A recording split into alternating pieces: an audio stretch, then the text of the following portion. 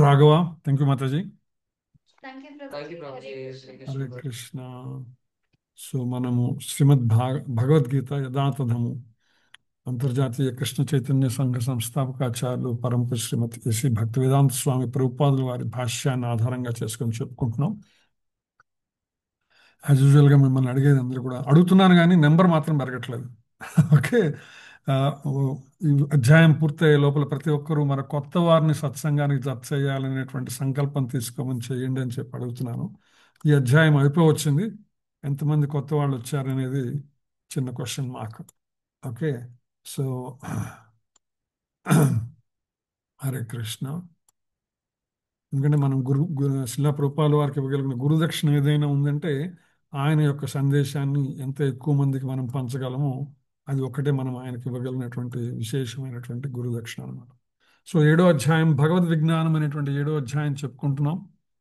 ఇందులో 5 ముఖ్యాంశములు: శ్రీకృష్ణ జ్ఞాన మహిమ, శ్రీకృష్ణుని శక్తుల జ్ఞానము, శ్రీకృష్ణ శరణాగతి, అన్యదేవతారాధకులు లేదా నిరాకారవాదుల గురించి, తర్వాత మాయాజనిత మోహం నుంచి కృష్ణ భక్తి వరకు అనేటువంటి 5వ విభాగం ప్రస్తుతం అందులో మనం ప్రవేశిస్తాము. 5వ విభాగమైనటువంటి 26 నుంచి 30 శ్లోకముల దాకా ఆ 5 శ్లోకములు ఏవైతే ఉన్నాయో శ్రీకృష్ణ భగవానునికి భూత భవిష్యత్ వర్తమాన కాలాలు 3 కూడా తెలిసి ఉంటాయన్నమాట. జీవులందరూ కూడా మోహములోనే జన్మిస్తారు. పుట్టుకతోనే మనం మోహములో పడిపోతాం అనమాట. పాపాల నుంచి పూర్తిగా విడివడిన వారు ఎవరైతే ఉంటారో వాళ్ళు దృఢ నిశ్చయంతో భక్తియుత సేవలో నెలకొంటారు. తదుపరి మోక్షం కోరుకునే భక్తుడు ఎవరైనా ఉంటే ముక్తి కొరకు శ్రీకృష్ణ పరమాత్మని సేవిస్తారు, ఆయన్ని వేడుకుంటారు అనే విషయాన్ని చెప్తూ శ్రీకృష్ణ భగవానుడు అధిభూత, అధిదైవ, అధియజ్ఞునిగా తెలుసుకోవటం అనేటువంటి అద్భుతమైనటువంటి విషయాన్ని ఈ యొక్క 30వ శ్లోకం చెప్తూ ఈ అధ్యాయాన్ని భగవానుడు ముగిస్తాడనమాట. సో అందులో భాగంగా మనం గత వారం చెప్పుకున్నటువంటి చివరి శ్లోకము నాహం ప్రకాశ సర్వస్య యోగమాయా సమావృతః మూఢోయం నాభిజానాతి లోకో మామజమవ్యయం. మూఢులకు మరియు అజ్ఞానులకు నేను ఎన్నడూ కూడా వ్యక్తము కాను అని భగవానుడు సుస్పష్టంగా తెలియచేశారు ఆ శ్లోకంలో. వారికి నేను నా అంతరంగ శక్తిచే కప్పబడి ఉందును. భగవంతుని యొక్క యోగమాయ చేత కప్పబడిపోయి ఉంటారు. భగవంతుడు వారిలో ఉన్నా వారితో ఉన్నా వారు ఎప్పుడు కూడా గుర్తించలేరు అనమాట. తత్కారణంగా వాళ్ళు అనుకుంటుంటారేమని, భగవానుడు అజుడు అని, నాశనము లేనివాడని ఎప్పటికీ వాళ్ళు తెలుసుకోలేరు అనే విషయాన్ని, భగవత్ విజ్ఞానం ఏదైతే ఉందో, భగవంతుని గురించినటువంటి జ్ఞానం ఏదైతే ఉందో, దానిని అనుభూతి చెందే విజ్ఞానం ఏదైతే ఉందో దాని గురించి సుస్పష్టంగా భగవానుడు ఆ శ్లోకంలో మనకు తెలియచేశాడు. ఎవ్వరూ కూడా భగవంతుని గనక మూఢులు అజ్ఞానులైనటువంటి వాళ్ళకి నేను కనపడను, తెలియను అనే విషయాన్ని స్పష్టం చేస్తారు భగవానుడు అనమాట. తర్వాత శ్లోకాలు వెళ్దాం. వేదాహం సమతీతాని వర్తమానాని చ అర్జున భవిష్యాని చ భూతాని మాం తు వేద న కశ్చన.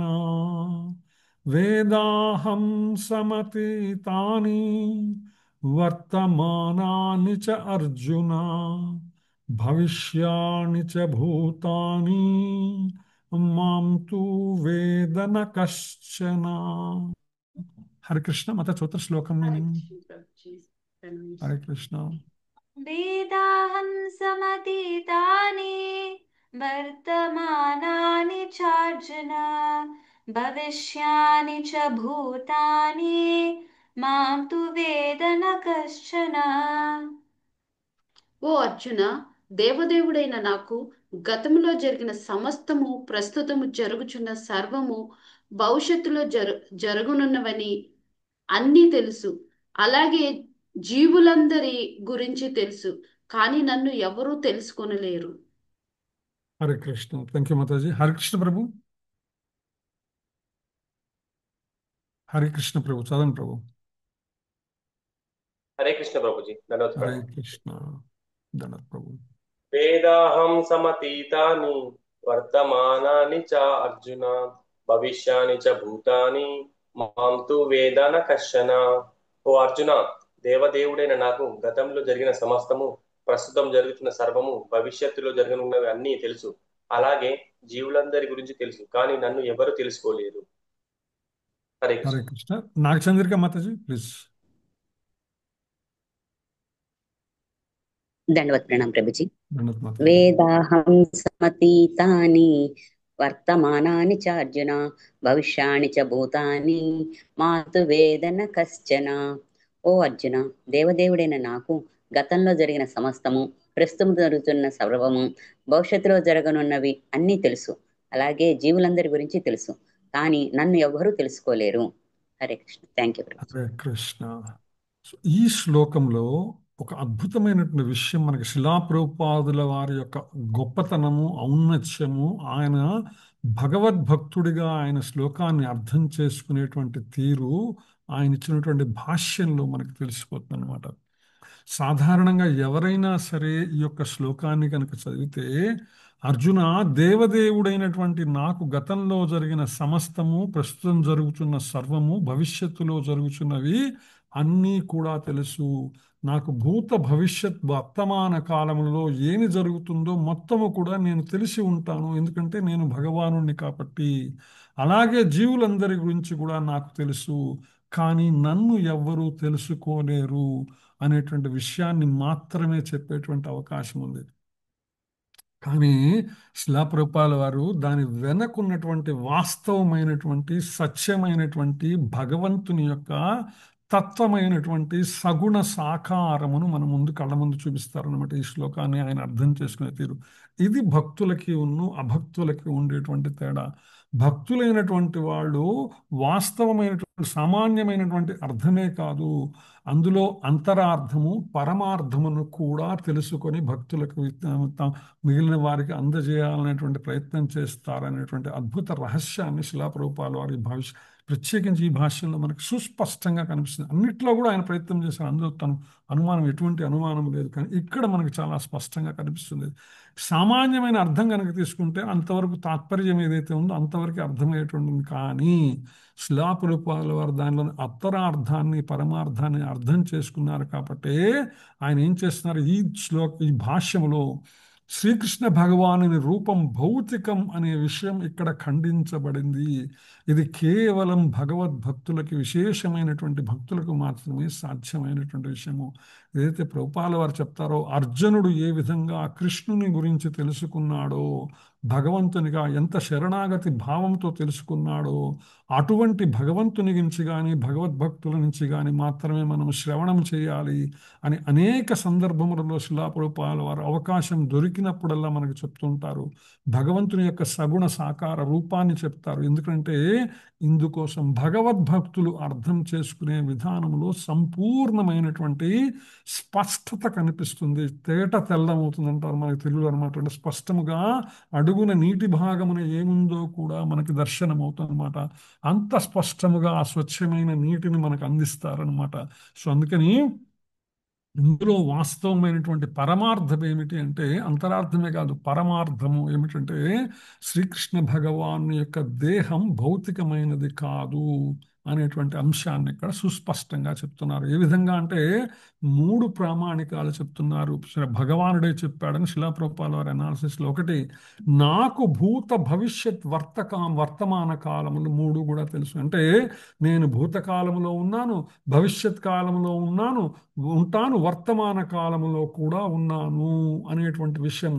నాకు సర్వము తెలుసు అంటే భౌతిక జగత్తులో జరిగినటువంటి ప్రతి విషయ జ్ఞానము కూడా భగవానునికి ఉన్నది.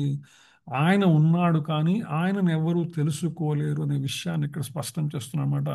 ఈ శ్లోకం భగవంతుని యొక్క సాకార నిరాకార ప్రశ్నకు కూడా సమాధానం ఇస్తున్నది అనే విషయాన్ని మనకు భాష్యంలో శిలాప్రభుపాల వారు స్పష్టం చేస్తున్నారు.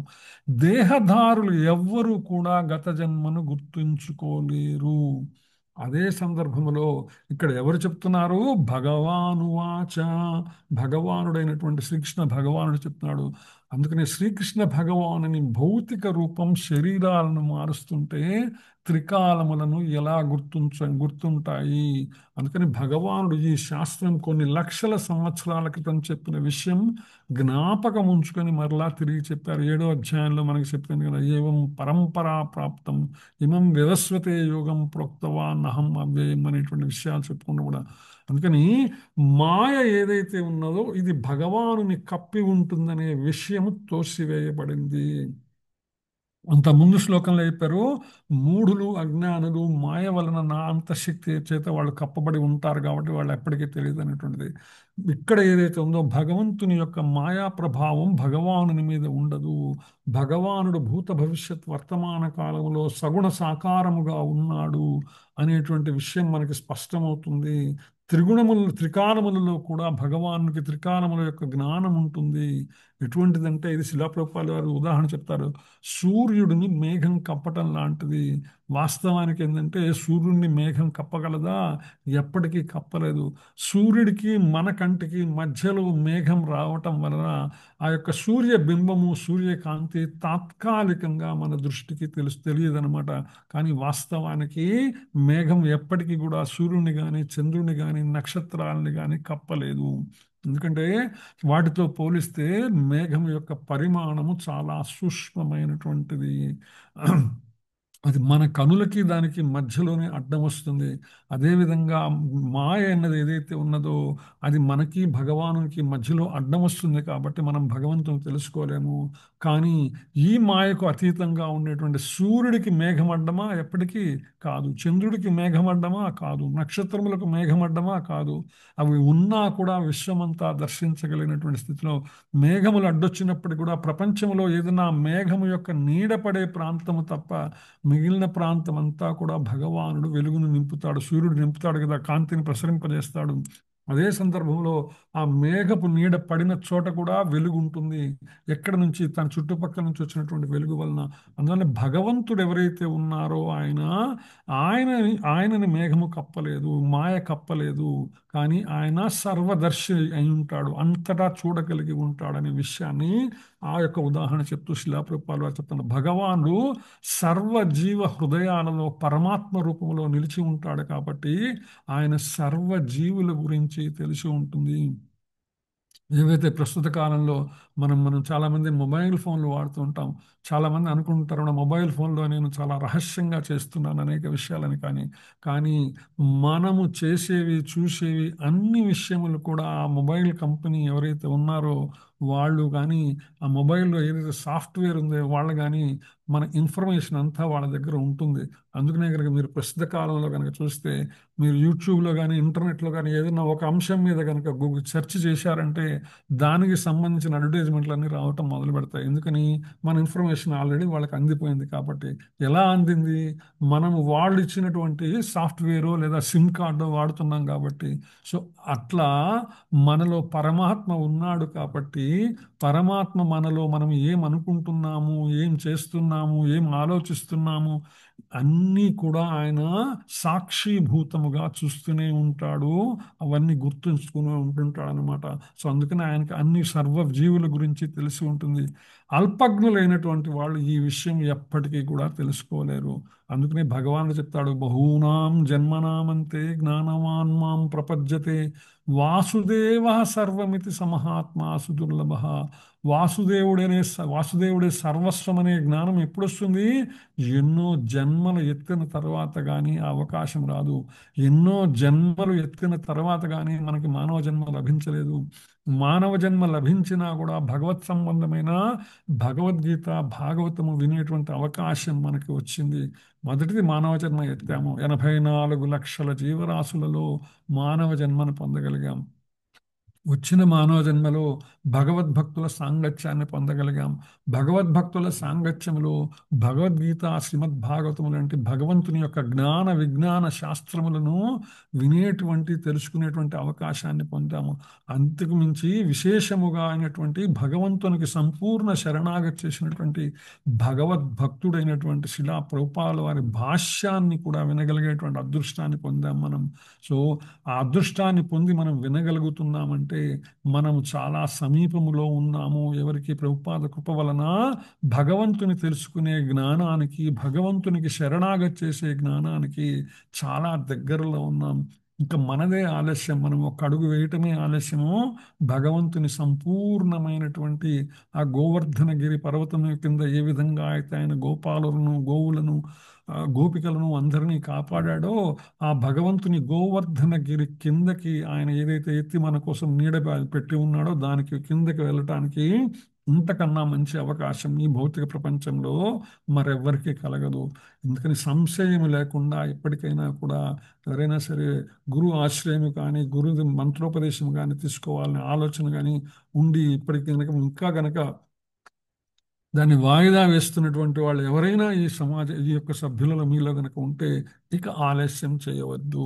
ముందుకు మీరు భగవంతుని ఆశ్రయించి, గురువుని ఆశ్రయించి తప్పనిసరిగా భగవంతుని యొక్క శరణాగతి గొడుగు కిందకి వెళ్ళేటువంటి, గోవర్ధనగిరి కిందకి వెళ్ళేటువంటి ప్రయత్నం చేయండి అనమాట. సో అందుకని ఇది మనం చేసుకున్నటువంటి అదృష్టం. ఆ విధంగా వేదాహం సమతీతాని వర్తమానాని చ అర్జున భవిష్యాని చ భూతాని మాంతు వేదన కశ్చన. ఓ అర్జున, దేవదేవుడైన నాకు గతంలో జరిగిన సమస్తము, ప్రస్తుతం జరుగుతున్న సర్వము, భవిష్యత్తులో జరగనున్నవి అన్నీ తెలుసు. అలాగే జీవులందరి గురించి కూడా తెలుసు, కానీ నన్ను ఎవరూ తెలుసుకోలేరు. ఎందుకని అజ్ఞానులు, మూఢులు ఎప్పటికీ కూడా తెలుసుకోలేరు అనమాట. ఇది సారాంశం. అయితే ఒక చిన్న తెలుగులో మనము వాడుకగా మనం ఉపయోగించేటువంటి పదం అంటే తూచా తప్పగా పాటించండి, తూచా తప్పకుండా చెయ్యాలి అని మనం వాడుతుంటాం. తూచా అనేటువంటి 2 అక్షరాలు వాడుతాం అనమాట. ఆ తూచా తప్పకుండా అంటే ఏమిటి అనేటువంటి విషయం చాలా మందికి తెలిసి ఉండవచ్చు, చాలా మందికి తెలియకపోయి ఉండవచ్చు. ఇది వాస్తవానికంటే తూచా అనేటువంటిది సంస్కృత శ్లోకములలో వచ్చే అక్షరములు. ఉదాహరణకి ఈ శ్లోకం కనుక మీరు చూస్తే వర్తమానాన్ని చ అర్జున, చ అంటే మరియు, తూ అంటే కానీ అని అర్థం అనమాట సంస్కృతంలో. అందుకని ఆ అక్షరాలు కనుక తీసేసామనుకో సంస్కృతంలో ఆ శ్లోకం యొక్క అర్థమే మారిపోతుంది పూర్తిగా.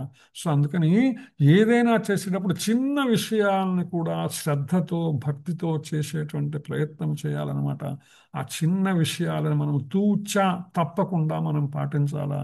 ఏదైతే శిలాప్రభుపాల వారు మనకి ఇచ్చినటువంటి సిలబస్ ఏదైతే ఉన్నదో తూచా తప్పకుండా ఏమిటి, విశేషంగా భగవంతుని యొక్క జపము చేయటము, నిరంతరమైనటువంటి ప్రతి దినము కూడా శిలాప్రభుపాల వారు మనకి ఇచ్చిన ప్రిస్క్రిప్షన్ ఏంటంటే 16 మాలలు జపం చేయటము, తదుపరి ఒకే నామస్మరణ, అనన్య చింతన, భగవంతుని చింతన, తదుపరి ఏకాదశి వ్రతము, తదుపరి శ్రవణ కీర్తన స్మరణము, భగవద్గీత భాగవత శ్రవణము, గురు ఆశ్రయము. ఇవన్నీ కూడా ఏవైతే మనం శిలాప్రభుపాల వారు మనకి ఇచ్చినటువంటి సిలబస్ ఏవైతే ఉందో వీటినన్నింటినీ కూడా తూచా తప్పకుండా మనందరం కూడా పాటించేటువంటి ప్రయత్నం చేయాలన్నమాట. అది చెప్పుకుంటూ తర్వాత శ్లోకంలోకి వెళ్దాం మనం. ఇచ్ఛాద్వేష సముత్థేన ద్వంద్వమోహేన భారత సర్వభూతాని సమ్మోహం సర్గే యాంతి పరంతప. ఇచ్ఛాద్వేష సముత్థేన ద్వంద్వమోహేన భారత సర్వభూతాని సమ్మోహం సర్గే యాంతి పరంతప. హరే కృష్ణ మాతాజీ. హరే కృష్ణ ప్రభుజీ. హరే కృష్ణ. ద్వేషసముత్థేన ద్వంద్వమోహేన భారత సర్వభూతాని సమ్మోహం సర్గే యాంతి పరంతప. హరే కృష్ణ ప్రభుజీ. ఇచ్ఛాద్వేష సముత్థేన ద్వంద్వమోహేన భారత సర్వభూతాని సమ్మోహం సర్గే యాంతి పరంతప. శ్రీల ప్రభుపాద ద్వారా, ఓ భరతవంశీయుడా, పరంతప కోరిక మరియు ద్వేషముల వలన కలిగిన ద్వంద్వములచే మోహితులై జీవులందరూ మోహములో జన్మిస్తున్నారు. హరే కృష్ణ. జై శ్రీ మాతాజీ. हरे कृष्ण प्रभु जी, दंडवत प्रणाम। హరే కృష్ణ మాతాజీ. इच्छा द्वेष समुत्थेन द्वन्द्वमोहेन भारत सर्वभूतानि सम्मोहं सर्गे యాంతి పరంతప. ఓ భరతవంశీయుడా, పరంతప కోరిక మరియు ద్వేషముల వలన కలిగిన ద్వంద్వములచే మోహితులై జీవులందరూ మోహంలో జన్మిస్తున్నారు. హరే కృష్ణ. Thank you. హరే కృష్ణ. కనకవల్లి మాతాజీ. హరే కృష్ణ ప్రభుజీ, పంచాంగ ప్రణామాలు. హరే కృష్ణ. ఇచ్ఛాద్వేష సముత్థేన ద్వంద్వమోహేన భారత సర్వభూతాని సమ్మోహం సర్గే యాంతి పరం తప. ఓ ప్రభుపాదులకి జై. ఓ భరతవంశీయుడా, పరంతప కోరిక మరియు ద్వేషముల వలన కలిగిన ద్వంద్వములచే మోహితులై జీవులందరూ మోహంలో జన్మిస్తున్నారు. Thank you very much Prabhuji. Hare Krishna. So మనకి రెండు ద్వంద్వాలు ఉంటాయి. భౌతిక జగత్తులోకి రాగానే పుట్టగానే రెండు ద్వంద్వాలు ఉంటాయి. ఒకటి కావాలనుకోవటం, రెండు వద్దనుకోవటం. మనకి శరీరమునకు అవసరమైనటువంటివి, మనకు అవసరమైనటువంటివి, మన దేహికమైనటువంటి అవసరమైనటువంటివి కావాలనుకుంటాం. మన మనసుకు కానీ శరీరమునికి కానీ నచ్చని వద్దనుకుంటుంటాం. అంటే మనకు ఏది ఇబ్బందికరం అవుతుందో అది వద్దనుకుంటుంటాము, ఏది సుఖం పెడుతుందో అది కావాలనుకుంటాము. ఇది కోరిక ద్వేషం అనేటువంటి ద్వంద్వములు అనమాట. మోహం దీంతో మోహితులై జీవులందరూ కూడా మోహంలో జన్మిస్తారు. అంటే పుట్టుకతోనే ఇటువంటి మోహములు కారకమవుతాయన్నమాట. అంటే మాయాశక్తిచే ప్రభావితమై శ్రీకృష్ణుని ఎప్పటికీ కూడా అర్థము చేసుకోలేదు. ఈ మాయా ప్రపంచంలో ఉన్నంత వరకు ఇది ఎప్పటికీ కూడా మనము అర్థము చేసుకుని ఈ మాయలో ఉన్నంత వరకు. మరి ఈ మాయను ఎలా జయించవచ్చండి? మాయను జయించవచ్చు ఎవరైతే భగవంతుని పరమాత్మని గుర్తించి భక్తుడవుతారో వాళ్ళు జయించవచ్చు. భగవాన్ చెప్తారు, దైవీహేషాం గుణమయీ మమ మాయా దురచ్చయ మామేవ ప్రపద్యంతే మాయామేతాం తరంతితే. ఈ మాయను దాటడం చాలా సులభం. ఏంటండి ఎలా సులభం అండి? చాలా సింపుల్. భగవంతునికి శరణాగతి చేయటమే. అంతకు మించినటువంటి ఉత్తమమైనటువంటి మార్గం మరొకటి లేదనమాట. భగవంతుని సంపూర్ణ శరణాగతి ద్వారా మాయను సులభముగా జయించవచ్చు అనే విషయాన్ని చెప్తున్నారు. ఇది ఎలా సాధ్యమవుతుంది? తద్వారా ఏమి జరుగుతుందంటే జీవునికి తన సహజ స్థితి తెలుస్తుంది. ఏమిటి జీవుని యొక్క సహజ స్థితి అంటే శుద్ధ జ్ఞానమైనటువంటి భగవంతునికి సేవ చేయటమే జీవుని యొక్క సహజ స్థితి అనమాట. ఈ మాయామోహానికి ఏది కారణమవుతుందంటే శుద్ధ జ్ఞానానికి దూరం అవటం వల్ల మాయా జ్ఞానం మాయ మనల్ని మోహానికి గురి చేస్తుందన్నమాట. అంటే వాస్తవమైనటువంటిది తెలుసుకోకపోవటం వల్ల అవాస్తవాన్ని నమ్మేటువంటి దానిలో బతికేటువంటి స్థితిలోకి వస్తాము. ఏమిటి వాస్తవమైనటువంటిది? భగవంతుని సత్సాంగత్యము, సాధు సాంగత్యము, శాస్త్ర సాంగత్యము ద్వారా జ్ఞానమును మనము పొందగలము, శుద్ధ జ్ఞానమును పొందగలము. ఎప్పుడైతే సత్సాంగత్యములో భగవంతుని యొక్క జ్ఞాన విజ్ఞాన శాస్త్రములైనటువంటి భగవద్గీత భాగవతముల అధ్యయనము అవగాహన జరిగిందో ఆటోమేటిక్గా ఏ విధంగా అయితే చీకటి ఉన్న చోట సూర్యోదయము జరిగి కాంతితో ఆ ప్రదేశం అంతా నింపబడుతుందో, ఏ విధంగా అయితే చల్లగా ఉన్నటువంటి ప్రదేశంలో సూర్య వేడిమి ప్రవేశించి దానికి వాతావరణాన్ని ఆహ్లాదపరుస్తుందో, అదేవిధంగా భగవంతుని గురించినటువంటి జ్ఞాన విజ్ఞానమును తెలుసుకోవటం వలన, భగవంతుని యొక్క నామ గుణ లీలా మహత్యములను తెలుసుకోవటం వలన ఆటోమేటిక్గా జ్ఞానదీపేన భాస్వత అని భగవానుడు ఏదో చెప్పాడో, తేషామేవాను కంపార్థం అహమజ్ఞానజం తమః నాశయామ్యత్మ భావస్థో జ్ఞానదీపేన భాస్వత అంటారు కదా 10వ అధ్యాయంలో. సో ఆ జ్ఞానము చేత మనం ప్రకాశింపబడతాము, వెలుగును పొందుతాము, మాయను అధిగమిస్తాము అని చెప్తారనమాట. ఈ మాయ యొక్క ఆలోచనలు లక్షణాలు ఎలా ఉంటాయో కూడా శిలాప్రభుపాద వారు భాష్యంలో చెప్తూ, మాయ ఉన్నంత కాలము నేను భగవానుడు ఒకటే, నేను భగవానునికి పెద్ద తేడా ఏమీ లేదు అనేటువంటి భావనలో ఉంటారనమాట. ఎటు విధంగా అంటే ఇది సహజమైనటువంటి పాపపు ఆలోచన అంటారు శిలాప్రభుపాద. ఎప్పుడైతే రాజసూయ యాగం చేసి ధర్మరాజు అగ్రతాంబూలం ఎవరికి ఇవ్వాలనేటువంటి సంఘర్షణలో ఉన్నప్పుడు భీష్ముడు భగవంతుని నిర్ధారణ చేసి శ్రీకృష్ణ భగవానునికి అగ్రతాంబూలం ఇవ్వమంటే, నాకేం తక్కువ, శ్రీకృష్ణుని కన్నా నాకు కూడా ఇవ్వమని శ్రీశుపాలుడు అడ్డం పెడితే ఏమైంది? శిరశ్ఛేదనం జరిగిందనమాట. అదేవిధంగా భగవంతునితో సమానమైనటువంటి భావన, కోరిక ఏదైతే ఉన్నదో అది నాశనానికి దారితీస్తుంది. అదేవిధంగా కృష్ణునిపై ద్వేషం ఎవరికి? దుర్యోధనుడు లాంటి వాడు అనమాట. దేవాది దేవుడు అనే విశ్వాసం లేకుండా జీవుని యొక్క సహజమైన ద్వేషం ఏదైతే ఉందో అది సుయోధనుడి రూపంలో, దుర్యోధనుడి రూపంలో మనకు కనిపిస్తుంది. అటువంటి దుర్యోధనుడు చివరికి ఎటువంటి నాశనం చెందాడనేటువంటి విషయం మనకు తెలుసు. అందుకని దేవాది దేవుడు కూడా భౌతిక శక్తితో సృష్టించబడినటువంటి ఆలోచన ఏదైందో ఇది మాయా ప్రభావం, మాయ యొక్క ప్రభావం అన్నమాట. ఎవరైతే దేవాది దేవుడు కూడా భౌతిక శక్తిచే సృష్టించబడినటువంటి వాడు, భౌతికమైనటువంటి పరిమితులకు లోబడినటువంటి వాడు అనే భావన ఏదైతే ఉందో ఇది మాయ ప్రభావం.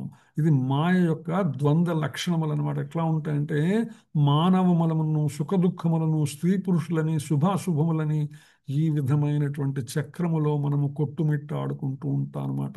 అశాశ్వతాలని శాశ్వతమని భావిస్తూ ఉంటాము. నా భార్య, నా పిల్లలు, నా ఇల్లు, నేను యజమానిని, నేను భర్తను, నేను భార్యను, నా పదవి అనేటువంటి ఇటువంటి భావావేశంలో మనము ఈ మాయలో కొట్టుమిట్టాడుతూ ఉంటాము అనే విషయాన్ని శిలాప్రభుపాదులు వారు చెప్తారన్నమాట. సో దానికి సమాధానమైనటువంటి ఒక చిన్న రెండు తెలుగు తెలుగు విశేషణాలు మీతో పంచుకునేటువంటి ప్రయత్నం చేస్తానన్నమాట. మీరందరికీ తెలిసే ఉంటుంది సత్యహరిశ్చంద్ర నాటకం అనేటువంటిది. మాయామేయ జగంబే నిత్యమని సంభావించి మోహంబునన్ నా ఇల్లాలని నా కుమారుండని ప్రాణంబుండందాకనెంతో ఎల్లాడిన ఈ శరీరం ఎప్పుడుందు కట్టెలంగాలుచో నా ఇల్లాలను రాదు పుత్రులను తోడై రాడు తప్పింపగన్ అంటాడు అనమాట. బలిజేపల్లి లక్ష్మీకాంత్ కవి గారు సత్యహరిశ్చంద్ర నాటకంలో అనమాట. అంటే మనతో ఎప్పటికీ కూడా మనతో ఉండేవి, మనతో వచ్చేవి భగవంతుని యొక్క నామ కథ లీలా స్మరణ జ్ఞాన విజ్ఞానము మాత్రమే. అందుకే అన్నమాచార్యులు వారు అంటారు, ఎక్కడి మానుష జన్మం వెత్తిన ఫలమేమున్నది నిక్కము నిన్నే నమ్మితి నీ చిత్తంబికను అంటాడు స్వామి. నీ శరణాగతి మించినటువంటి మరొకటి లేదు. ఈ మానుష జన్మం ఎప్పుడు ఎత్తానో, ఎన్ని సార్లకు ఎత్తానో నాకే తెలియదు. ఎక్కడిదో ఈ మానవ జన్మం ఎట్లా పొందానో, కానీ దీని ఫలం ఏమిటి? నిక్కముగా నిన్నే నమ్మితే నీ చిత్తం మనస్సంతా కూడా నిన్ను నమ్మాను, ఇక నీ ఇష్టం, నువ్వేం చేస్తావో నీ ఇష్టం.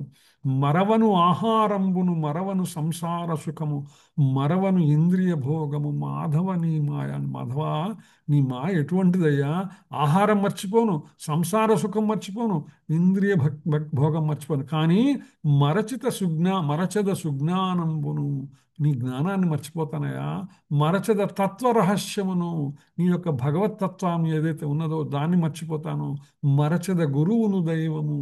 నీ మాయ ఎంత ప్రభావం ఏందయ్యా. ఏది గుర్తుంచుకోవాలో వాటిని మర్చిపోతాను, ఏది మర్చిపోవచ్చో దాన్ని మర్చిపోను. ఆహారం మర్చిపోను, సంసార సుఖం మర్చిపోను, ఇంద్రియ భోగం మర్చిపోను. ఏమిటయ్యా ఈ మాయ? సుజ్ఞానం మర్చిపోతాను, తత్వరహస్యం మర్చిపోతాను, చివరికి గురువును దైవాన్ని కూడా మర్చిపోతానయ్యా నీ మాయా ప్రభావమత. విడువను పాపపు పుణ్యము విడువను నా దుర్గుణములు విడువను మిక్కిలి ఆశలు విష్ణుడని మాయ. విష్ణుని నీ మాయ ఎంత బలమైనదంటే పాప పుణ్యాలు విడవను, దుర్గుణాలు విడవను, ఆశలు కోరికలు విడిచిపెట్టను, కానీ షట్కర్మములు షట్కర్మములు నేను చేయవలసినటువంటి కర్మం ఏదైతే ఉన్నదో వాటిని మర్చిపోతానయ్యా. వైరాగ్యాన్ని మర్చిపోతాను, ఆచారాన్ని మర్చిపోతాను. నీ మాయ ప్రభావం ఇంత ఉన్నదా అని చెప్తాడనమాట. తగిలెద బహులంపటముల తగిలెద బహుబంధముల. ఎన్నో కావాలని దాన్ని తగిలించుకుంటాను నేను, ఒకదాని తర్వాత వచ్చి బంధాలని తగిలించుకుంటాను. తగులను మోక్షపు మార్గము తలపున ఇంతైనా. మనసులో ఎప్పుడైనా కూడా మోక్షం పొందుదామనే ఆలోచనే నాకు రాదేందయ్యా నీ మాయ ప్రభావం కాకపోతే. అగపడి శ్రీ వెంకటేశ్వర అంతర్యామివై నగి నన్ను నీ వేలితి నాకా ఈ మాయ. స్వామి నవమాకయ్యా, నన్ను కరుణించి, నువ్వు కరుణించి నాకు నీ మాయ నుంచి తొలగించు అని. ఇంత బతిమిలాడితే స్వామివారు తొలగించకుండా ఉంటారండి? ఇంత అద్భుతంగా స్వామివారిని సేవించి బతిమిలాడితే ఆయన కరుణించకుండా ఉంటాడా? తప్పకుండా కరుణిస్తాడు. అదే దైవీహేషాం గుణమయి మమ మాయా దురచ్చయ మామే వైశసి ప్రపద్యంతే మాయామేతాం తరంతితే. ఎప్పుడైతే ఈ విధంగా మనము ప్రపత్తి చేశామో, అన్నమాచార్యుల వారు ప్రపత్తి చేసినప్పుడు ఆటోమేటిక్గా ఎక్కడి మానుష జన్మం వెత్తిన ఫలమేమున్నది నిక్కమున నిన్నే నమ్మితే నీ చిత్తం బెకను. ఆయన తప్పకుండా మనల్ని కరుణిస్తాడు అనేటువంటి విషయాన్ని ఇక్కడ మనం చెప్పుకునేటువంటి ప్రయత్నం చేద్దాం. చెప్పుకుంటూ తర్వాత శ్లోకంలోకి వెళ్దాం. ఏషాం త్వంతగతం పాపం జనానాం పుణ్యకర్మణాం తే ద్వంద్వమోహ నిర్ముక్తా భజంతే మాం దృఢవ్రతాః. ఏషాం త్వంతగతం పాపం జనానాం పుణ్యకర్మణాం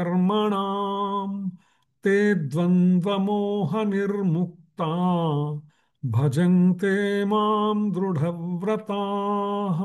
హరే కృష్ణ మాతాజీ. హరే కృష్ణ. येषां त्वन्तगतं पापं जनानां पुण्यकर्मणां ते द्वन्द्वमोहनिर्मुक्ता भजन्ते मां दृढव्रताः. येषां त्वन्तगतं पापं जनानां पुण्यकर्मणां ते द्वन्द्वमोहनिर्मुक्ता భజంతే మాం దృఢవ్రతా. శ్రీల ప్రభుపాద ద్వారా పూర్వజన్మలో ప్రస్తుత జన్మలో కార్యాలను చేస్తూ పాప ఫలాలను తొలగించుకొనిన మనుజులు ద్వంద్వ మోహాల నుంచి పూర్తిగా విడిపడి నా సేవలో దృఢవ్రతులై నిమగ్నమవుతారు. హరే కృష్ణ. హరే కృష్ణ. సరోజన మాతాజీ. హరే హరే కృష్ణ కృష్ణ. ప్రభు దండవదనం. హరే కృష్ణ. దండత్ మాత చదువు. ఏషాం సంతగతం పాపం జనానాం పుణ్యకర్మణాం తే ద్వంద్వమోహ నిర్ముక్తా భజంతే మాం దృఢవ్రతః. పూర్వజన్మలో ప్రస్తుత జన్మలో పుణ్యకార్యములను చేస్తూ పాపఫలాలను తొలగించుకున్న మనుజులు ద్వంద్వమోహముల నుండి పూర్తిగా విడిపడి నా సేవలో దృఢవ్రతులై నిమగ్నములవుతారు. హరే కృష్ణ ప్రభుజీ. హరే కృష్ణ మాతాజీ. రాధా మాతాజీ. హరే కృష్ణ ప్రభుజీ. ప్రణామాలు ప్రభుజీ. హరే కృష్ణ. దండత్ మాతాజీ. ఏషాం స్వంతగతం పాపం జనానాం పుణ్యకర్మణాం తే ద్వంద్వమోహ నిర్ముక్తా భజంతే మాం దృఢవ్రతాః. పూర్వజన్మలలో ప్రస్తుత జన్మలలో పుణ్యకార్యాలను చేస్తూ పాపఫలాలను తొలగించుకొనిన మనుజులు ద్వంద్వమోహాల నుంచి పూర్తిగా విడిపడి నా సేవలో దృఢవ్రతులై నిమగ్నమవుతారు. హరే కృష్ణ ప్రభుజీ.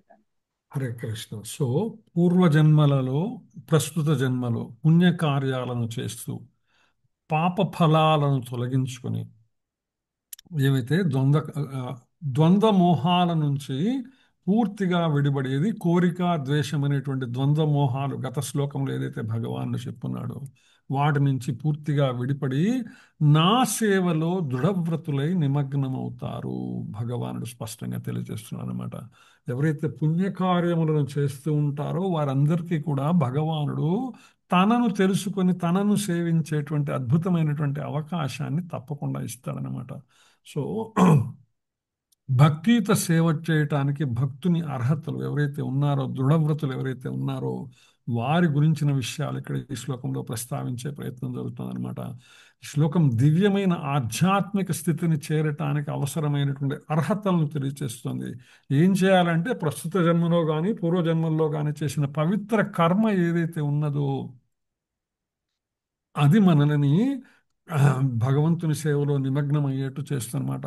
మనందరం కూడా భగవంతుని యొక్క కథని నామమును లీలలను చదవటానికి మనం వచ్చాము, వినటానికి వచ్చాము, రోజు జపం చేస్తున్నాము, నిత్యం భాగవత సేవ చేస్తున్నాము, భగవంతుని శ్రవణ కీర్తన స్మరణ అర్చన వందన పాదసేవ దాస్య సాఖ్య ఆత్మనివేదనం చేస్తున్నామంటే దీనికి 100% మనము గత జన్మలో కానీ ఈ జన్మలో కానీ మనకు చేసుకున్నటువంటి పుణ్య సుకృతి ఏదైతే ఉన్నదో, సుకృతి అంటారు కదా, పుణ్యకర్మలు ఏదైతే ఉన్నాయో వాటి యొక్క ఫలము కాగా వలనే మనము ఆ ఆస్తిని సంపాదించాం కాబట్టి ఇప్పుడు దాన్ని అనుభవిస్తున్నాం అన్నమాట. ఏ విధంగా భగవంతుని యొక్క నామ కథా లీల స్మరణ శ్రవణ కీర్తన స్మరణములు చేసేటువంటి అద్భుత భాగ్యాన్ని పొందాం.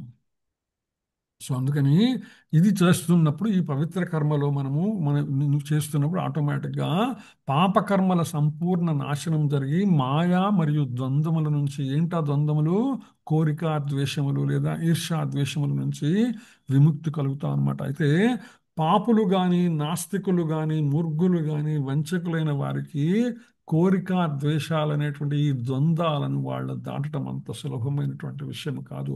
ఇంకా మనము కోరికని లేదా ద్వేషమును మనము దాటలేకపోతున్నామంటే మన పాపకర్మలు ఏదైతే ఉన్నాయో పూర్వజన్మలో కానీ ఈ జన్మలో కానీ చేసినటువంటివి అవి మనల్ని ఇంకా వెంటాడుతున్నాయని అర్థం అన్నమాట.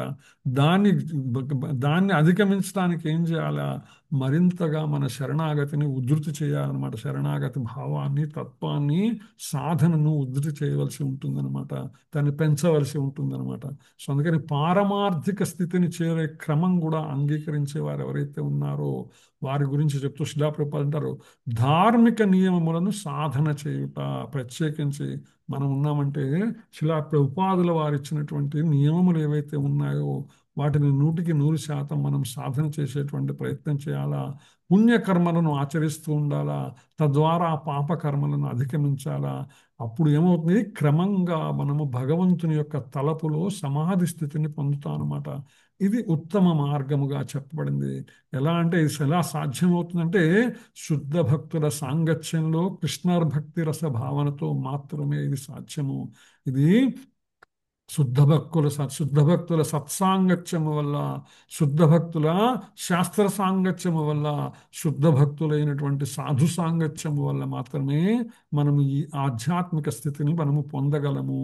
ప్రత్యేకించి భాగవతుల లేదా భగవంతుని సేవ ద్వారా జీవికి మాయ నుంచి విముక్తి సాధ్యమవుతుంది అనే విషయాన్ని ప్రస్తావిస్తూ శిలా ప్రభుపాదుల వారు శ్రీమద్ భాగవతం 5వ స్కందం 5వ అధ్యాయంలోని వృషభదేవుని విషయంలో జరిగినటువంటి ఒక శ్లోకాన్ని ఇక్కడ ప్రస్తావిస్తారు. వృషభ ఉవాచ మహత్సేవాం ద్వారమాహుర్విముక్తే తమోద్వారం యోషితాం సంగి సంగం మహాంతస్తే సమచిత్తాః ప్రశాంత విమాన్యవః సుహృద సాధవో ఏ. భాగవతుల సాంగత్యం మహత్సేవాం ద్వారం ఆహుర్విముక్తే. మహాత్ముల సేవ ఏదైతే ఉందో అది ముక్తికి ద్వారాలను తెరుస్తుందన్నమాట. మన భౌతిక బంధముల నుంచి మనల్ని విడిపించటానికి, భగవంతుని చేరటానికి ద్వారములు ఎప్పుడు తెరవబడతాయి? ఎప్పుడైతే మనము భాగవతుల సేవ చేస్తామో, మహాత్ముల సేవ చేస్తామో. మహాత్ములంటే ఎవరు? వాసుదేవ సర్వమితి సమహాత్మ అంటారు కదా భగవానుడు. వాసుదేవుడే సర్వస్వం అనేటువంటి మహాత్ములు ఎవరైతే ఉన్నారో వారిని సేవించడం ద్వారా మనకి తలుపులు తెరుచుకుంటాయి. ఏ తలుపులు? భగవంతుని చేరేటువంటి తలుపులు తెరుచుకుంటాయన్నమాట. తమోద్వారం యోషితాం సంగి సంగం. కామ్యకర్మ రతుల గనక సాంగత్యం మనం చేశామంటే తమస్సుకు కారణమైనటువంటి కటిక చీకటి లోకములకు మన మార్గం యొక్క ప్రయాణం మొదలవుతుందన్నమాట. సో అందుకని సత్సాంగత్యం ప్రత్యేకించి చెప్పేది ఎందుకంటే మనల్ని పతనము చెందకుండా మన యొక్క భక్తి సాధనలో నిలిపి ఉంచగలిగినది సత్సాంగత్యము మాత్రమే. దుస్సాంగత్యము మనల్ని మరింతగా పతనము చేసి ఈ జన్మలో కనీసం మానవ జన్మ పొందాం. దుస్సాంగత్యం వల్ల మరుజన్మలలో ఏ జంతువులు గానో, జాలములు గానో, లేక పక్షులు గానో, వృక్షములు గానో, శిలలు గానో మిగిలినటువంటి 83,93,999 జీవరాశుల్లో ఏదో ఒక శరీరాన్ని పొందేటువంటి అవకాశం ఉన్నదన్నమాట. సో అందుకని కామ్యకర్మ రక్తుల సాంగత్యము కన్నా పరమ భాగవతుల సాంగత్యం ఉత్తమమైనటువంటి విషయాన్ని ఇక్కడ శిలా ప్రభుపాదులు స్పష్టం చేస్తున్నారు. మహాంతస్తే భాగవతుల కరుణ. ఎప్పుడైతే మనము సత్సాంగత్యము చేస్తున్నామో వారి ద్వారా ఏమవుతుందండి? నెమ్మదిగా మనలో ఉన్నటువంటి మాలిన్యము కూడా అనేక జన్మలుగా మనలో పేరుకుపోయినటువంటి మాలిన్యములు భగవంతుని యొక్క నామస్మరణ వలన, భగవంతుని యొక్క కథాశ్రవణము వలన, భగవంతుని యొక్క లీలాశ్రవణము వలన, భగవంతుని యొక్క నామ కథా లీలా స్మరణము వలన మనలో అనేక జన్మలుగా పేరుకుపోయినటువంటి మాలిన్యము శుభ్రము పడి మాయ నుంచి బయటపడి భగవంతత్వములో మనము నెలకొనేటువంటి పరిస్థితి వస్తుందన్నమాట. సో అందుకని బద్ధజీవులను మాయ నుంచి తప్పించటానికి భాగవతులైనటువంటి వాళ్ళు భగవద్భక్తులైనటువంటి వాళ్ళు, మహాత్ములైనటువంటి వాడు ప్రపంచమంతా వాళ్ళు పర్యటిస్తూ ఉంటారనమాట. ఎవరి కోసం? మన కోసం. మరి వాళ్ళు ఇక్కడెందుకు ఉన్నారండి? మన కోసమే మన స్వామి పంపించారనమాట. శిలా ప్రభుపాదుల వారి లాంటి వారిని భగవానుడు మన కోసమే ఎంపిక చేసి మరి ఈ భౌతిక జగత్తులోకి పంపిస్తారనమాట. వారు వచ్చినప్పుడు విశ్వమంతా వాళ్ళు పర్యటిస్తారు.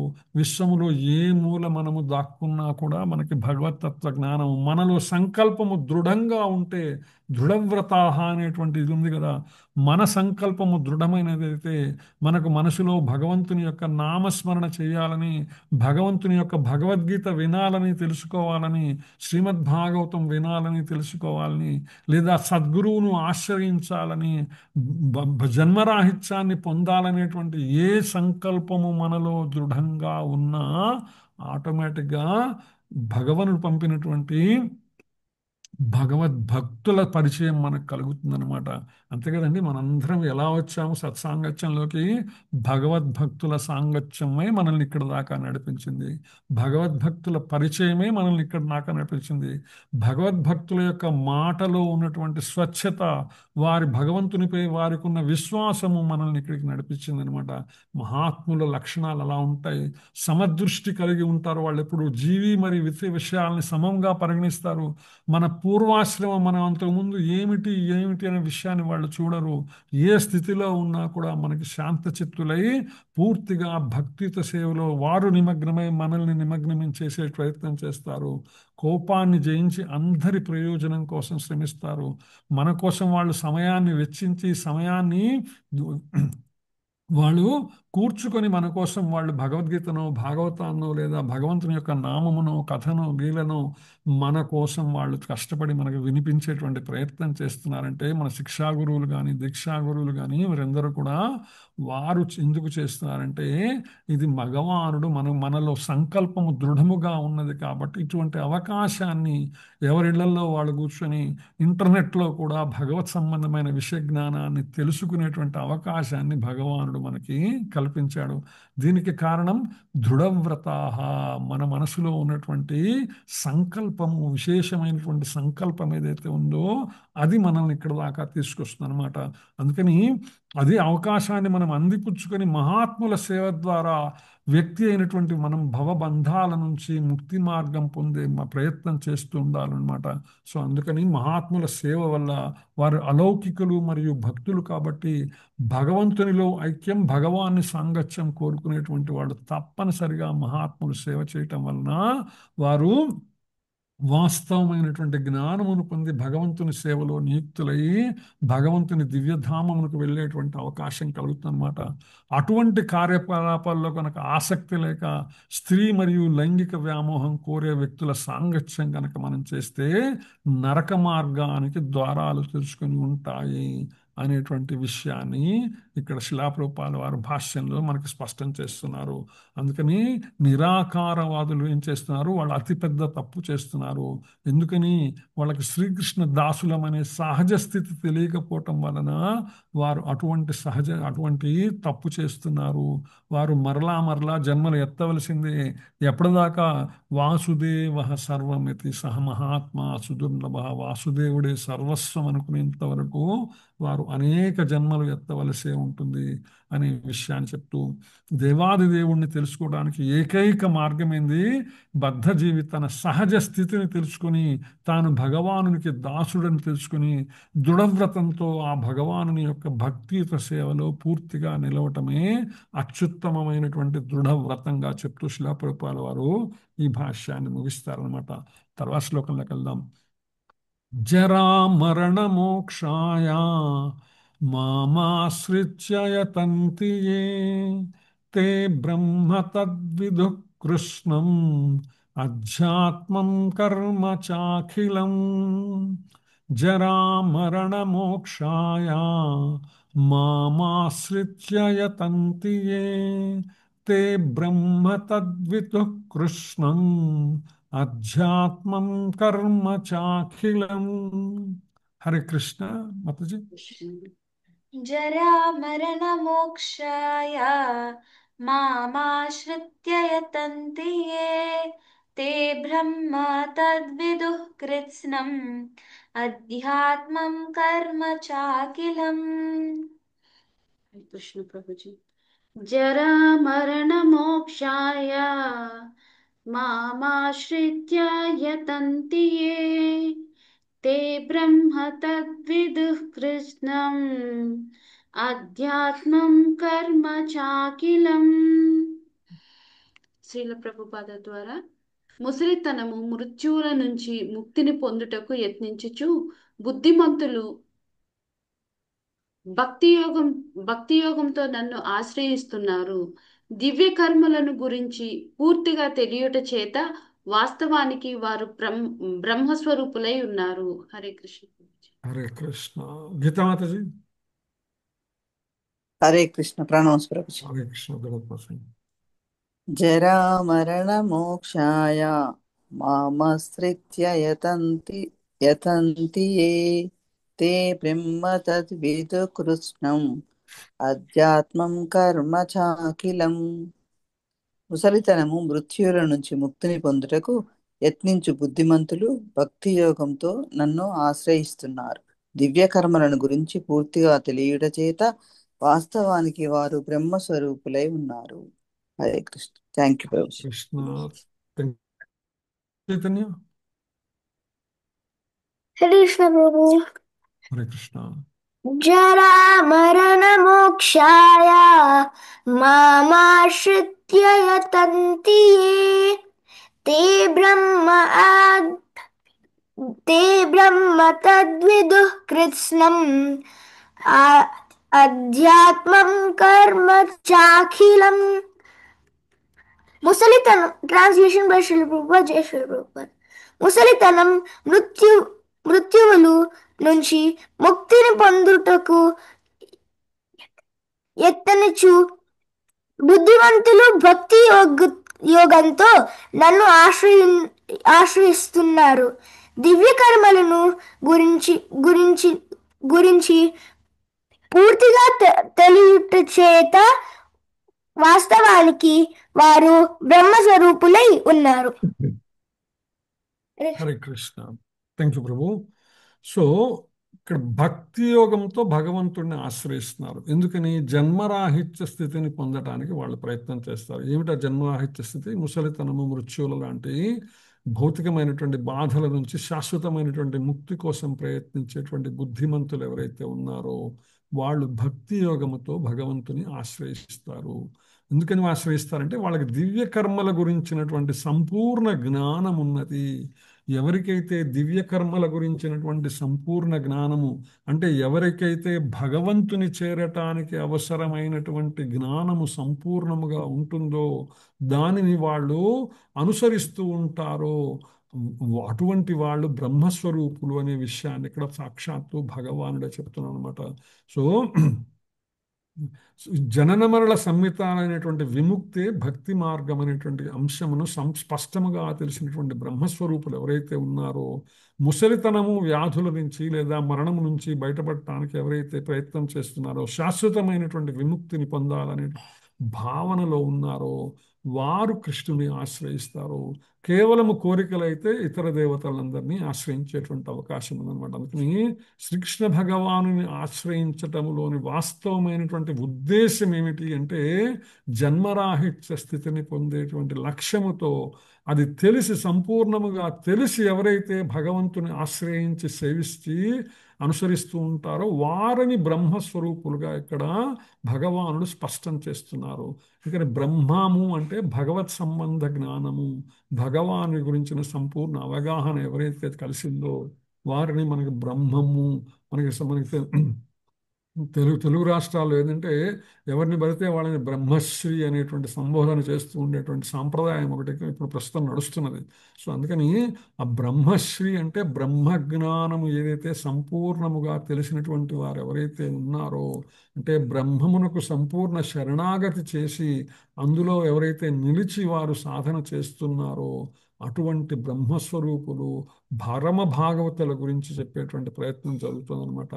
అంటే శుద్ధ భక్తులైనటువంటి వాళ్ళు బ్రహ్మభావనలో ఉండి దివ్యమైనటువంటి కర్మను గురించి సమగ్రంగా తెలిసి ఉంటారు. ఏదైతే భగవానుడు తాను చెప్పినటువంటి జన్మ కర్మ చమే దివ్యం, భగవాను యొక్క జన్మ, భగవాను యొక్క కర్మ, భగవాను యొక్క నామము, భగవాను యొక్క కథ, భగవాను లీల సంపూర్ణముగా తెలిసి భగవానుని చేరుకోవాలని జన్మరాహిత్యాన్ని పొందాలనేటువంటి సంపూర్ణమైనటువంటి జ్ఞానముతో ఎవరైతే ఉంటారో వారిని బ్రహ్మస్వరూపులుగా ప్రస్తావించడం జరుగుతుందన్నమాట.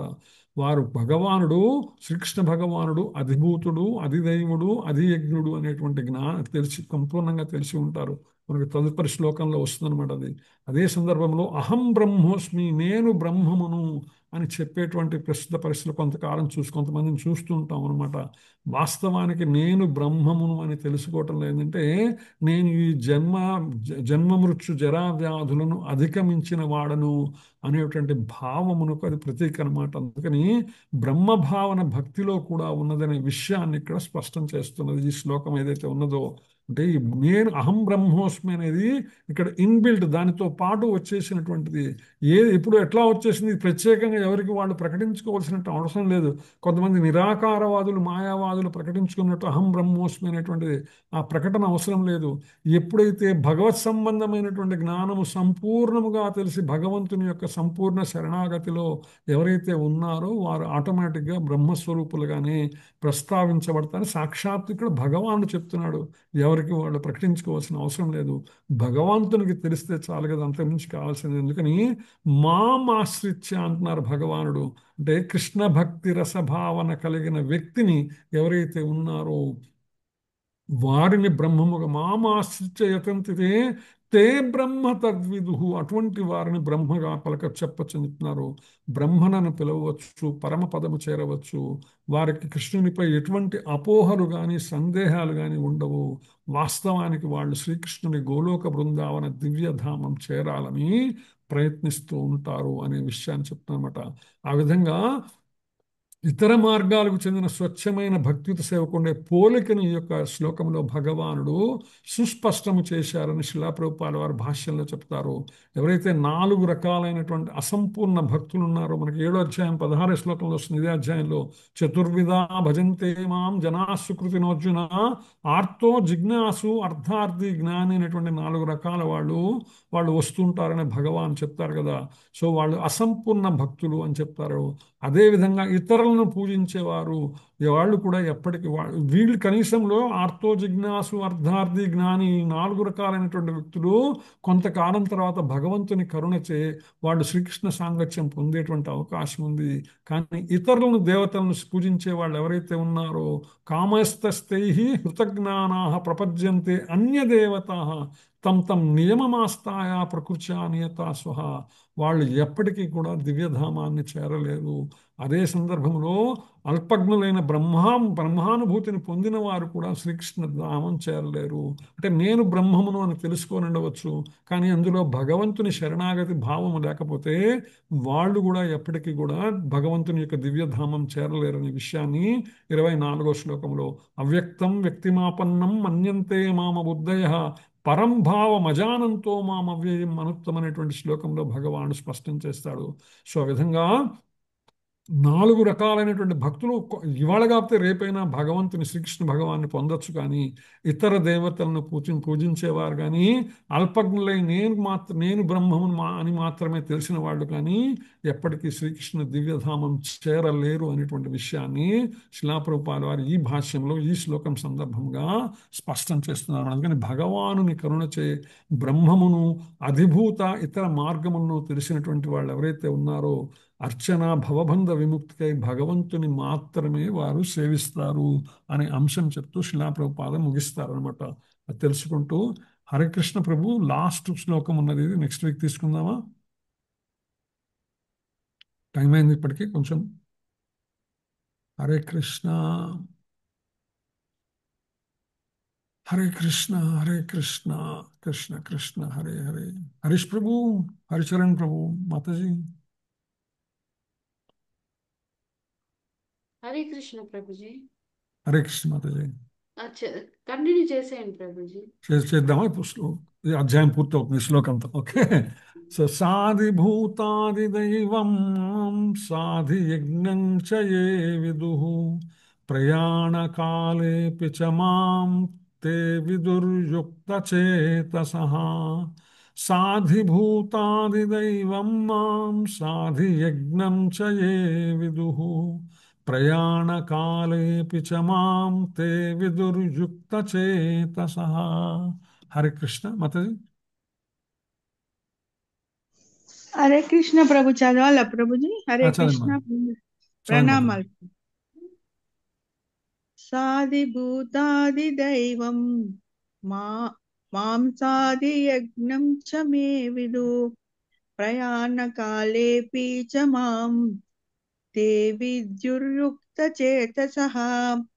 నాయందు సంలగ్నమైన చిత్తము కలిగిన వారు దేవదేవుడైన నన్నే భౌతిక జగత్తును, సర్వదేవతలను, సమస్త యజ్ఞములను అధిపతిగా తెలిసి మరణ సమయంలో కూడా నన్ను దేవదేవుడు అవగాహనతో తెలిసి ఉందురు. హరే కృష్ణ. కృష్ణ. సో ఎవరైతే భగవంతునిపై సంలగ్నమైనటువంటి చిత్తము కలిగి ఉంటారో ఆ భగవానుడు ఎవరైతే ఉన్నారో ఆయన అధిభూతమని, అధిదైవమని, అధియజ్ఞమని. అధిభూతం అంటే ఈ భౌతిక జగత్తుకు మొత్తానికి అధిపతి అయినటువంటి విషయం అనమాట. ఎవరైతే ఆపదలలో ఉన్నారో వారందరూ కూడా ఆ విధంగా భగవంతుని ఆశ్రయిస్తారు కాబట్టి.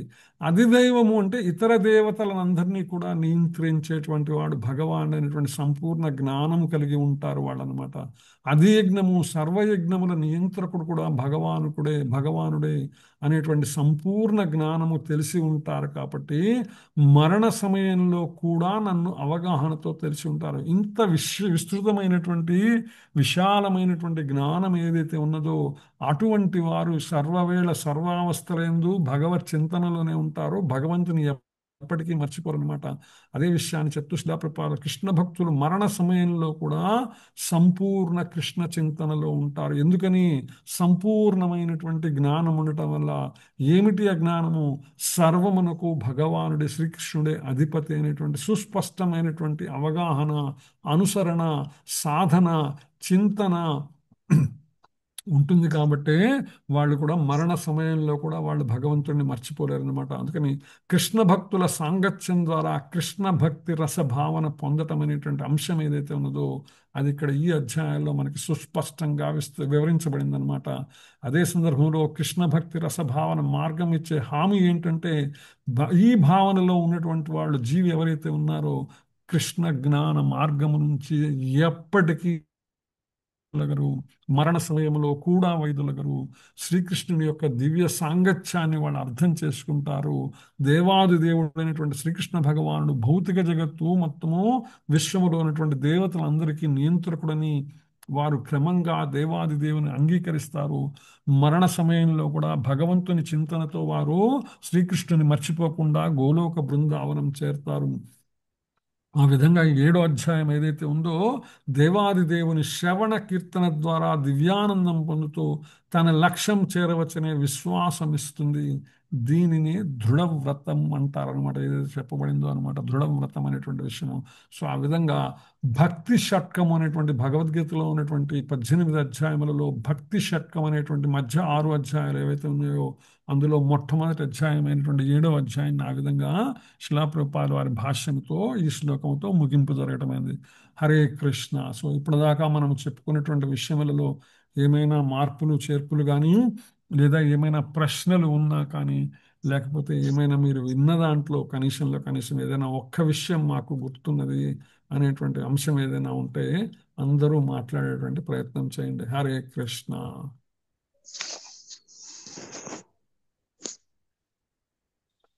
హరే కృష్ణ హరే కృష్ణ కృష్ణ కృష్ణ హరే హరే హరే రామ రామ రామ హరే హరే. హరే కృష్ణ ప్రభు. హరే కృష్ణ మా ప్రభు. చెప్పండి ప్రభు. ప్రభు నిరాకారవాదులు ఎప్పుడు భగవంతుడిని తెలుసుకోలేరు కదా. మరి వాళ్ళు ఏదో ఒక జన్మలో తెలుసుకోవచ్చా తెలుసుకోలేరా? అప్పటికి కూడా తెలుసుకోవాల్సింది ఏదో ఒక జన్మలో తెలుసుకోవాల్సింది. తెలుసుకునేదాకా పుడుతూనే ఉంటారు. అవును ప్రభు. అంటే జన్మలు ఎత్తున్నారంటే మధ్యలో సడన్ గా వాళ్ళు వైష్ణవులు అయ్యే ఛాన్స్ ఉంటుంది కదా ప్రభు. ఉండొచ్చు బలం వల్ల అలాగా. సో ఏంటంటే వాళ్ళ తత్వంలో ఉన్నంత కాలం వాళ్ళు మారరు. కానీ వాళ్ళకి ఎప్పుడైనా వైష్ణవులు కలవటం కానీ సత్సంగం టచ్ అవ్వటం వల్ల కానీ మళ్ళీ సడన్ గా ఆ జన్మలో మారిపోయే ఛాన్స్ ఉంటుంది కదా ప్రభు. కరెక్ట్ మాతాజీ. ఇప్పుడు మనం చూస్తున్నాం కదా ఇస్కాన్ లో ఎంతో మంది ఉన్నారు. మాయావాదం నుంచి వచ్చినటువంటి వాళ్ళు చాలా మంది ఉంటారు. ఇది గుర్తొచ్చే ఇది అనిపించింది ప్రభు నాకు కూడా. హరే కృష్ణ. అంటే అన్ని జన్మలు ఎత్తకల ఈవెన్ ఫస్ట్ జన్మలో అయినా వాళ్ళు నిరాకారవాదులు ఉన్నా కూడా సాంగత్య బలం వల్ల చేంజ్ అవ్వచ్చు. కరెక్ట్ మాతాజీ. కరెక్ట్. అది ఆ, హరే కృష్ణ. ఇప్పుడు నేను ఇస్కాన్ చాలా మంది చూసిన ప్రభు, బాగా మొండిగా వాదించే వాళ్ళు కూడా ఎంత వచ్చి భక్తులుగా ఎంత నీట్ గా కూర్చుంటున్నారు. నేను వాళ్ళని చూసి ఆశ్చర్యపోతుంటా. ఒకప్పుడు వీళ్ళు తలుపు పెట్టి చూసిన వీళ్ళంత చక్కగా వచ్చి కూర్చొని క్లాసెస్ వింటున్నారా అని. అదే మాట, ఇప్పుడు కాంతి లేకపోతే చీకటి అంటాం కదా మనం. ఉమ్, ఉమ్. సో సూర్యోదయం జరగనంత వరకు మనం చీకట్లోనే ఉంటాం. ఆ సూర్యోదయం జరగాలి, ఆ సూర్యోదయం జరిగితే గానీ చీకటి పోదు. ఆ సూర్యోదయం జరగాలంటే కొద్దిలో గొప్ప జ్ఞానం వెళ్ళాలి, మనసులోకి వెళ్తే గానీ, భగవద్గీత భాగవత జ్ఞానం వెళ్తే గానీ ఆ కాంతి ఆ దీపం వెలగదనమాట. దీపం వెలిగించేదాకా తప్పదు. జ్ఞానదీపేన భాస్వత అని భగవానుడి ప్రవేశించేదాకా ఆ జ్ఞానదీపం వెలగదు వారి యొక్క మనసుల్లో. అవును, కరెక్ట్ ప్రభు. హరే కృష్ణ. మా పక్కన రాజస్థానీ మాతాజీ వాళ్ళు ఉంటారు. వాళ్ళ ఇంట్లో లడ్డు గోపాల్ ఉన్నారు. ఎప్పుడో పండుగలప్పుడు తప్ప ఆవిడ ఆనియన్ గార్లిక్ లేకుండా చేయరనమాట. మేము ఇప్పుడు ఫ్లాట్ లో వచ్చాక ఆల్మోస్ట్ ప్రతిరోజు ఆనియన్ గార్లిక్ లేకుండా వండుతుంది. అదే అండి, నాకు మీరు చెప్తున్న దగ్గర నుంచి ఆనియన్ గార్లిక్ వేయాలంటే ఏదోలా ఉందండి. అందుకని చిన్నగా అలవాటు చేసుకుంటున్నాను. అనగా నాకు ఎంతో సంతోషంగా ఉంది. గుడ్ మాతాజీ. హరే కృష్ణ. హరే కృష్ణ. ప్రణాం ప్రభు. దండత్ మాత. హరే కృష్ణ ప్రభుజీ, దండోదర్వనం ప్రభుజీ. దండత్ మాత, చెప్పండి మాత. మన ప్రతిభను చూసి బ్రహ్మశ్రీ అని వేరే వాళ్ళు గుర్తించే దానికన్నా మనం భగవంతుడు గుర్తించాలే, మనం బ్రహ్మశ్రీ అని అనిపించుకునేది గొప్ప కాదని చెప్పి చాలా నచ్చింది ప్రభుజీ. హరే కృష్ణ మాతాజీ. హరే కృష్ణ. హరే కృష్ణ ప్రభుజీ. హరే ఆ, కృష్ణ మాతాజీ. హరే కృష్ణ ప్రభుజీ. చెప్పండి మాతాజీ. ప్రభుజీ, మనుజుడు జన్మమిచ్చు జరా వ్యాధుల నుంచి తప్పించుకోవాలి. మరి ముసలితనం వ్యాధుల నుంచి తప్పించుకోవాలంటే మనుజుడు సంపూర్ణంగా కృష్ణ భక్తి భావనలో ఉంటేనే అది సాధ్యపడుతుందని నాకు తెలిసింది ప్రభుజీ, మీరు చెప్పింది. హరే హరే కృష్ణ. ఎస్ మాతాజీ, ఎస్ మాతాజీ. హరే కృష్ణ. హరే కృష్ణ. ప్రణామాలు ప్రభుజీ. దండత్ మాతాజీ. హరే హరే కృష్ణ ప్రభుజీ. హరే కృష్ణ ప్రభు, చెప్పండి ప్రభు. ప్రభుజీ బాగా చెప్పారు ప్రభుజీ క్లాస్. ప్రభుజీ, ఇక్కడ మనం భౌతిక జీవితంలో పుట్టగానే ఒకటి కావాలనుకుంటాం, ఒకటి వద్దు అనుకుంటాం. అంటే శరీరానికి సుఖం ఏది కావాలో అది కావాలనుకుంటాం. అది బాగా అర్థమైంది ప్రభుజీ. ఇంకోటి, మనం సేవ చేయాలంటే మహాత్ముల గురించి చెప్పారు ప్రభుజీ. వాసుదేవునికి ఎవరైతే సేవ చేస్తే వాళ్ళ సేవ చేయాలని చెప్పారు ప్రభుజీ. అది కూడా బాగుంది మా ప్రభు. ఇక్కడ ప్రభుజీ బహునాం జన్మ నామంత అనేక జన్మల పిదప మాత్రమే ఈ సత్యం గ్రహించగలరు. అంటే ప్రభుజీ, ఇప్పుడు ఇది మా బహునాం జన్మ నామంత అంటే ఇప్పుడు ఇక్కడ పుట్టిన వాళ్ళందరికీ వర్తిస్తారు ప్రభుజీ, లేకుంటే కొందరు మారాలనుకునే వాళ్ళకి వర్తిస్తారు ప్రభుజీ ఈ పదం? బహునాం జన్మ వాసుదేవు అందరికీ వర్తిస్తుంది ప్రభు. ఎవరైతే వాసుదేవుడే సర్వస్వం అని అనుకుంటారో వాళ్ళకి ఆల్మోస్ట్ ఇది లాస్ట్ జన్మ అనమాట. అంటే అనుకున్న వాళ్ళకి, అంటే ఇప్పుడు ఇక్కడ జన్మ తీసుకునే వాళ్ళందరికీ వర్తించారు. అంటే ఇప్పుడు ఎన్నో జన్మల తర్వాత బహునాం జన్మ నామంతే అంటారు కదా ప్రభుజీ. అంటే వీళ్ళందరూ భగవంతుడి సేవ కోసం పుట్టలేదు కదా ప్రభుజీ. ఇప్పుడు ఇక్కడ ఈ కలియుగంలో పుట్టే వాళ్ళందరూ కలియుగాలు అందరూ మానవ శరీరం పొందిన వాళ్ళందరూ భగవంతుని సేవ కోసం పుట్టినటువంటి వాళ్ళే. అయితే ఎవరైతే నేను భగవంతుని సేవ కోసం పుట్టాను అని తెలుసుకొని వాసుదేవుడే సర్వస్వం అనేటువంటి శరణాగతి చేస్తారో వాళ్ళకి ఇది ఆఖరి జన్మ. ఎవరైతే వాసుదేవుడు సర్వస్వం అనేటువంటి జ్ఞానము లేకుండా ఉంటే వాళ్ళు మళ్ళా జన్మ ఎత్తవలసిందే. ఎప్పటిదాకా అంటే ఎప్పటిదాకా వాసుదేవుడే సర్వస్వం అనే జ్ఞానం తెలిసేంత వరకు ఎత్తవలసిందే. అచ్చా ప్రభు. వాసుదేవ సహ మహాత్మా సుదుర్లభ, లాస్ట్ ఆ పదం అదే. హరే కృష్ణ. హరే కృష్ణ ప్రభుజీ. హరే కృష్ణ.